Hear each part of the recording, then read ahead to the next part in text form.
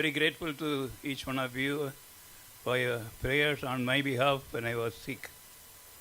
నేను అనారోగ్యంగా ఉన్నప్పుడు నా నిమిత్తం మీరందరూ చేసిన ప్రార్థనలు బట్టి మీకు అందరికి నేను ఎంతో వందనస్తున్నా అంటున్నాను.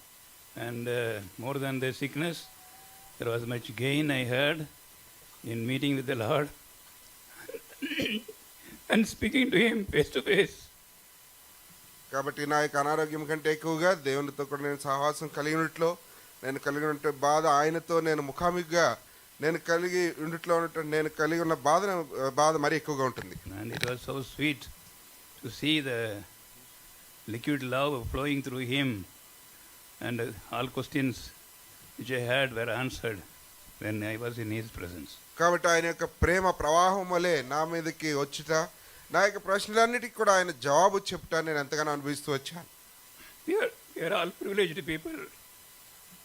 మనమందరం కూడా ఎంత ఆధిక్యత పొందినటువంటి ప్రజలం. To be in the church which is founded on the word of God correctly, and we will not be ashamed when the Lord comes.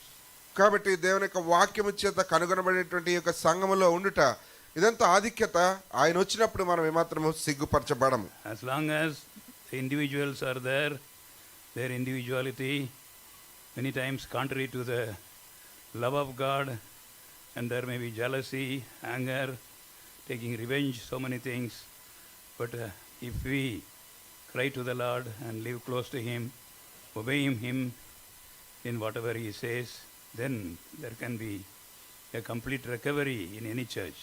కాబట్టి సంఘంలో వ్యక్తిగతంగా మనుషులు ఉన్నప్పుడు వారి యొక్క వ్యక్తిగత ఆలోచనలు, తలంపులు, అసూయలు ఉండవచ్చు.